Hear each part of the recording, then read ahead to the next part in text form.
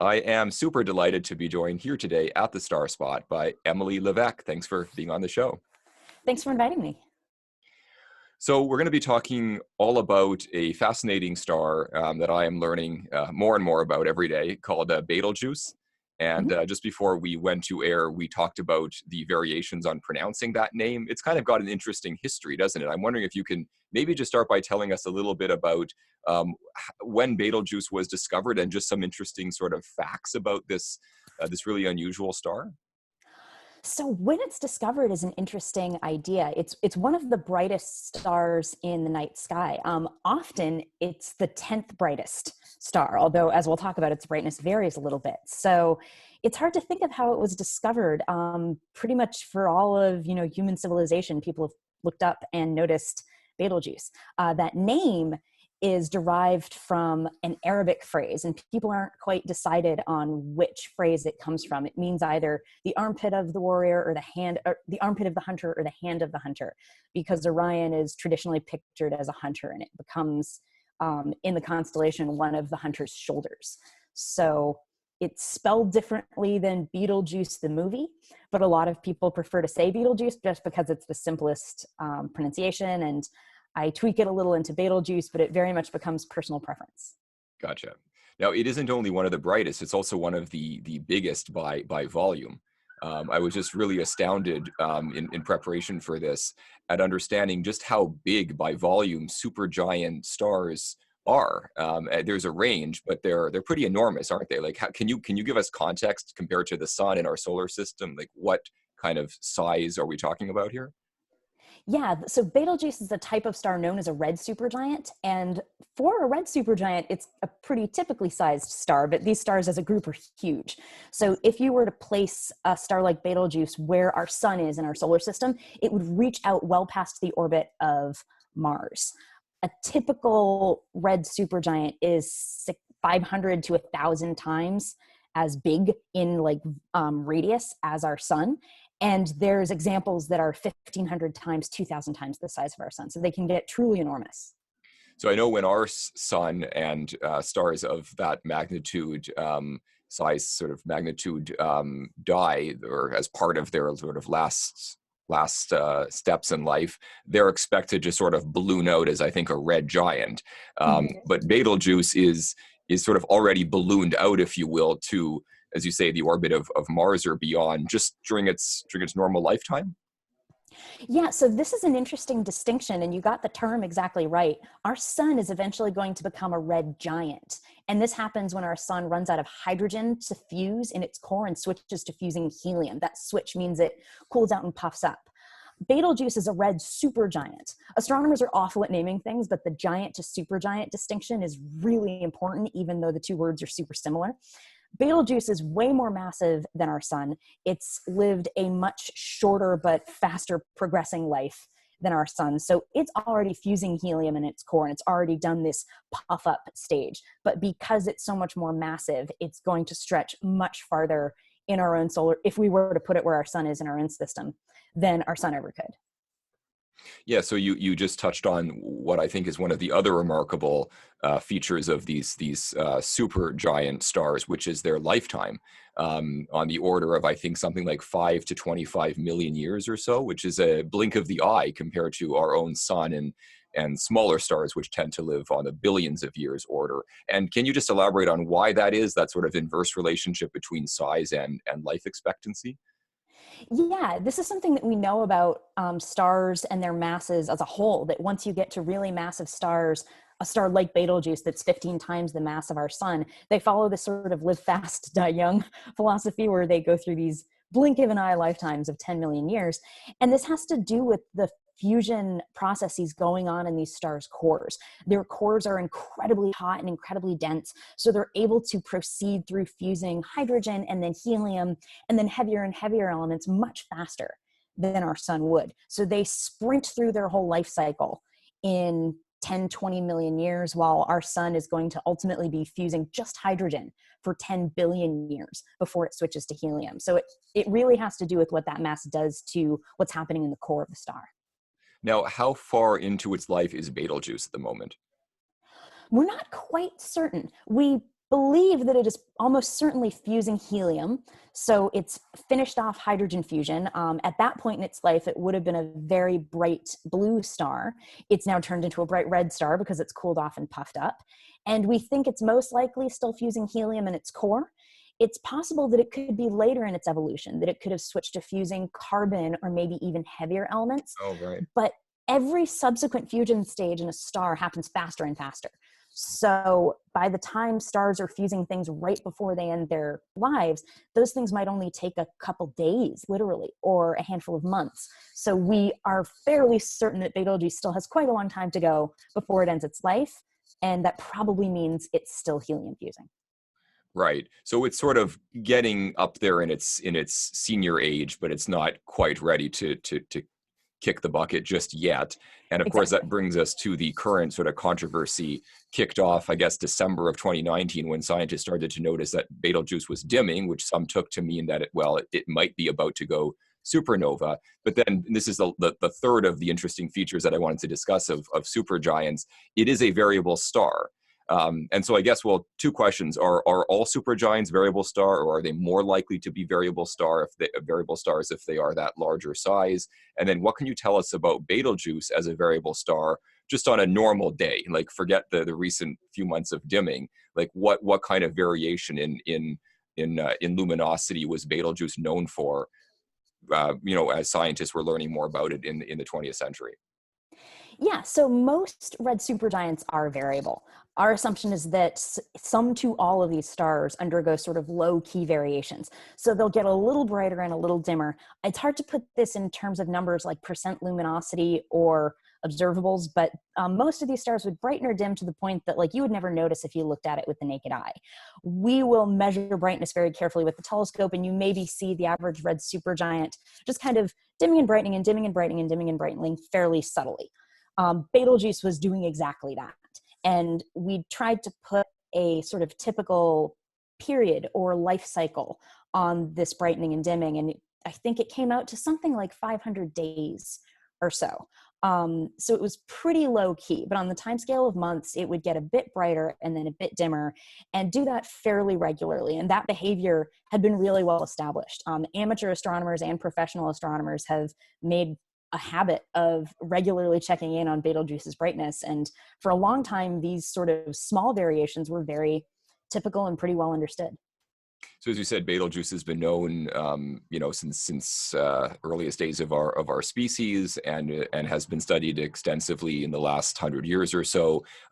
So it's well known to be variable and all of that. But what happened in the period roughly December 2019 to I guess February March 2020 that gave both amateur and professional astronomers, such renewed interest in Betelgeuse?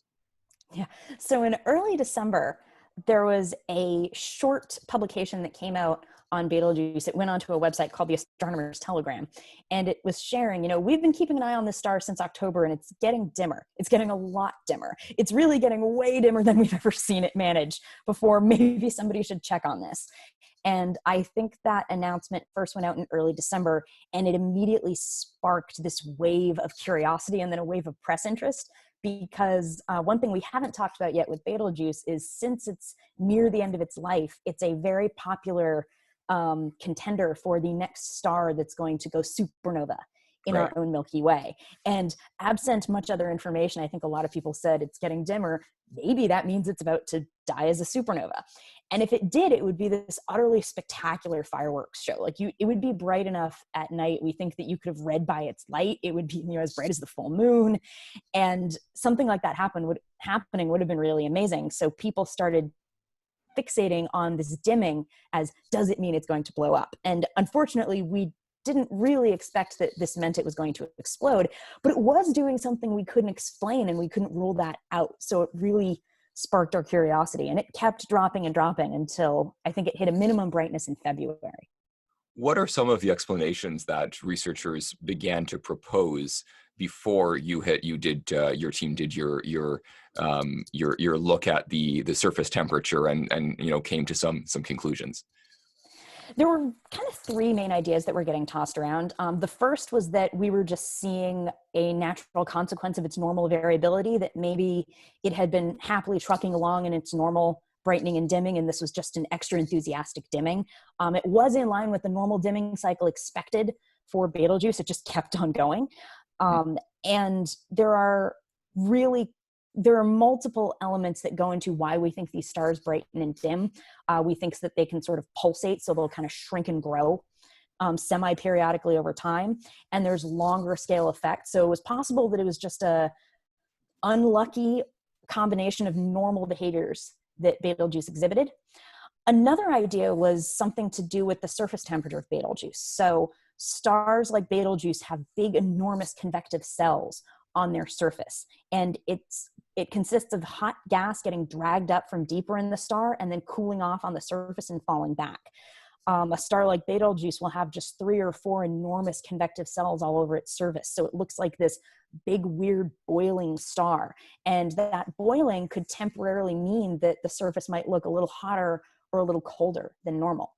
I see. If Betelgeuse was a lot colder than normal, it would look dimmer. It would be emitting less light, period. The light that it was emitting would be getting emitted closer to the infrared, which we can't see with our eyes. And the data showed that it was dimming in the wavelengths of light that our eyes do see. And it would also have more molecules forming in its atmosphere, and those molecules will absorb light and make it look dimmer. So that was a really popular explanation. And then the third explanation was that Betelgeuse might have produced some dust. So this is something, again, that a lot of red supergiants do. They'll sort of shed mass from their outer layers, and that mass will condense into dust. And this dust isn't all that different, if you want to imagine it, from the dust we find in our houses. And it blocks light and is generally annoying and scientifically fascinating, but it means that the star might have just inadvertently looked dimmer because it had produced some dust that was sitting between us and the star and blocking our view. So it's not cooler, it's not less luminous, but it's less apparently bright because of the amount of light that can actually reach us and our telescopes. Yeah, we would have basically put some stuff in the way that was blocking some of the light, but the star itself would have been unchanged. Okay, gotcha. All right, so then what was it that your team did in order to decide if one or none of those three theories was the correct one? So we decided that an interesting thing to do would be to measure the star's surface temperature. And most of the observations that had been happening of Betelgeuse up to that point had been measuring how bright it was. So actually taking a picture of the star and measuring how much light we were getting. And Right. we wanted to go and get a spectrum of the star. So this is where you observe the light and then you sort it out by wavelength. So you'll put the bluest light at one end of a graph and the reddest light at the other end, and look for sort of dips or spikes that come from elements and molecules in the star's atmosphere. And by doing that, we can figure out the chemistry of the star's atmosphere, and that chemistry lets us estimate the temperature, because at different temperatures, you'll see different elements or molecules in different amounts. And we figured if we could measure the temperature, we could determine once and for all whether the surface had temporarily cooled off because of one of these convection cells, or whether the surface looked totally normal, which would support the idea that it was dust that was blocking our view. Right, okay. So we got observations on February 14th, I believe, on the night of February 14th, near when the star was at its very dimmest. And that gave us a spectrum that we could compare to old data that we had from, I think, something like 15 years prior, to see if Betelgeuse at that weird dim point looked like Betelgeuse on a normal day, or if it really did look a lot colder. I see, okay. So, and that's when you reached go the, ahead. Yeah. I don't know if it was startling or not so startling conclusions. I think we were both. So my colleague was taking the data and processing it very quickly, and then sending the data to me so that I could analyze it. And I think we were both looking at the spectrum that night and going, my God, it looks exactly the same. Right. And I would have maybe expected to see it look a lot colder, because we know that these convection cells exist. People have actually been able to take images of Betelgeuse where they can resolve what this like little orange disc of a surface looks like. And they've seen the hot and cold spots. And I thought we would see signs of that. And there was nothing at all. The star was almost exactly the same temperature as it had been 16 years prior, when it was at its normal brightness. So that's interesting. So it was actually more consistent than you would expect it to find with its historical level of luminosity, or of surface temperature. in particular is what you were looking at. Maybe. We know that red supergiants could vary a little bit in temperature, and its temperature had changed by like, maybe 25 or 50 degrees Celsius, but that's a tiny change. Yeah.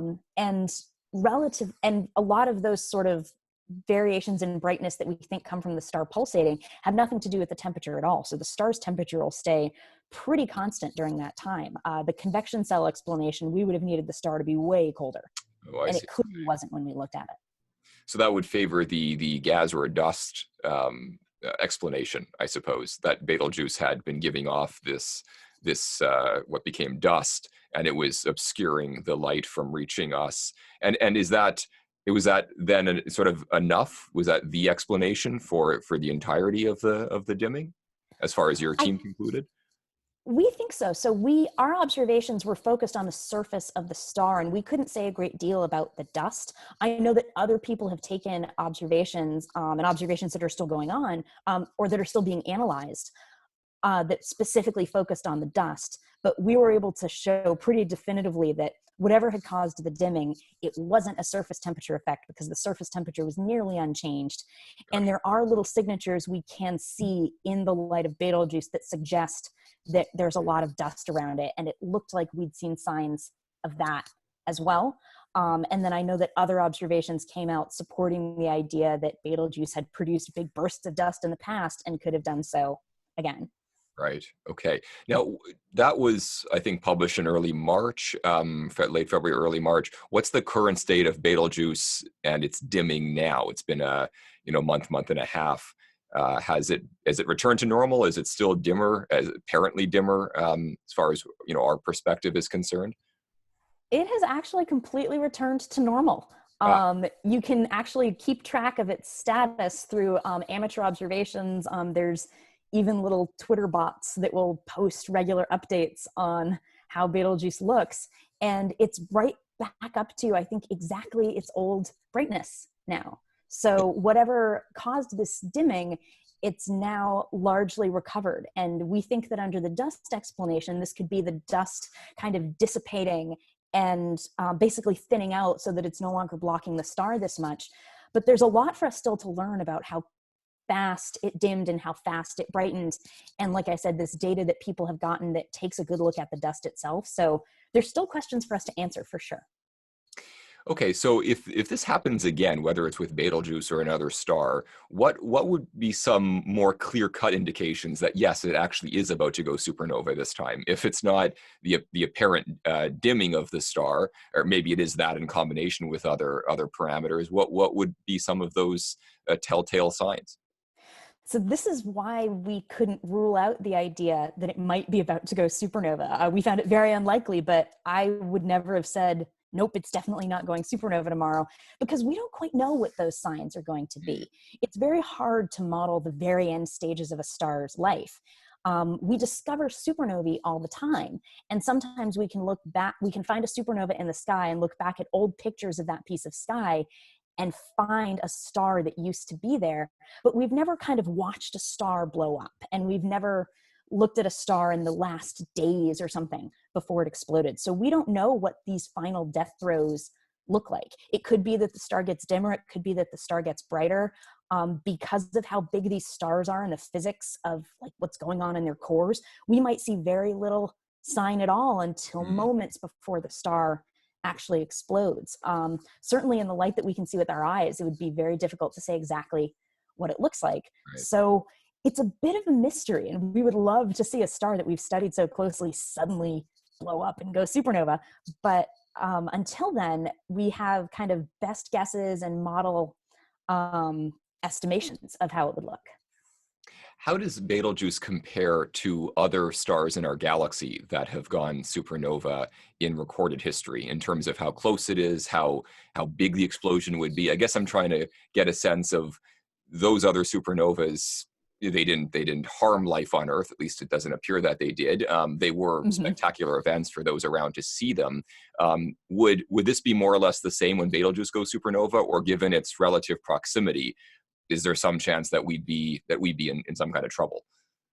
So Betelgeuse is about 700 light years away. So that's pretty close. That's solidly in our backyard. But we've had several galactic supernovae happen that are fairly nearby. Now, what's interesting is that we think, based on the number of stars there are in our galaxy and how they sort of form and age, that we should see a supernova about once every 100 years. And the last supernova that we saw in the Milky Way was in the year 1604.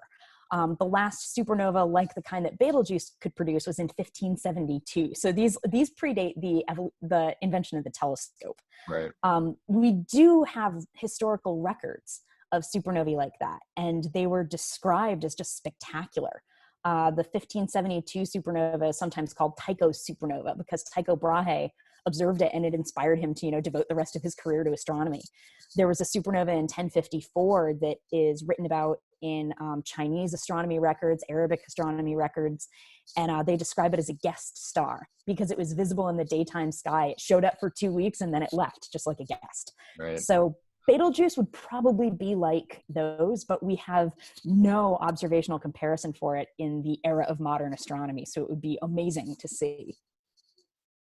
And then just kind of bringing us full circle, our understanding of supergiant, or red, in this case, red supergiant stars, what have we learned about sort of the overall life experience of supergiants, and in particular, the late life experiences of supergiants from your work and other teams' work into studying Betelgeuse during this fascinating period of its life?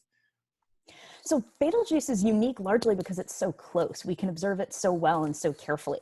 And I, for one, would love to see how many other stars do the sorts of things that Betelgeuse has recently done and just go unnoticed because they're farther away and we don't monitor them every second of every day.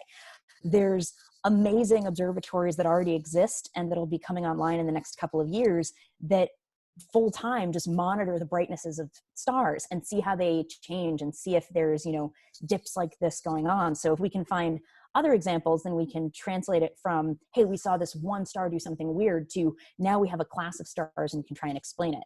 But Betelgeuse as kind of a canary in the coal mine is great because it gives us a really close look at what can explain this sort of behavior, what its dust might be doing, what the surface of the star actually looks like. And we can extrapolate out from that to try and explain this stage of stellar evolution as a whole. I understand when Betelgeuse began to undergo this sort of peculiar dimming phenomenon, that it sort of so happened that your collaborator, Professor Philip Massey, had access to telescope time that he was able to partly devote to studying this fascinating star. I guess if he had not had that time available, we might not have been able to resolve this unknown question. To what extent is sort of the coincidence of telescope availability kind of potentially challenging us or hampering our ability to do the research that we need to do when we need to do it? So, telescope availability for us is crucial. Gathering light is the only tool that we have as astronomers. We don't get to pull a star down into a lab or model a mini star and see what it does. So in our case, Phil had access to the Lowell Discovery Telescope, which is this gorgeous telescope run by Lowell Observatory where he works. And he was able to set aside a little bit of time at the beginning of a night that he was planning to devote to other science to just take a look at Betelgeuse. And that little let's just take 15 minutes and have a look, produced an entire research paper and solved this really interesting question. And those little kind of serendipity moments at observatories are really valuable because it lets us kind of squeeze science into the cracks and find things that we might not otherwise get to find. We were very fortunate that we had that time available to us. Usually people have to apply for telescope time. I know that Phil had to apply for the time that he did get. Time can be very competitive, and obviously the more working observatories and telescopes we have, the more resources we have available to us. But it's crucial that we get these types of observations, especially with events like this that are only temporary. Like if we looked in April, we wouldn't have been able to ever answer this question. Emily Levesque, thank you so much for joining us here at the Star Spot and sharing a report on a really fascinating star. It's been a pleasure chatting with you. You too. Thank you.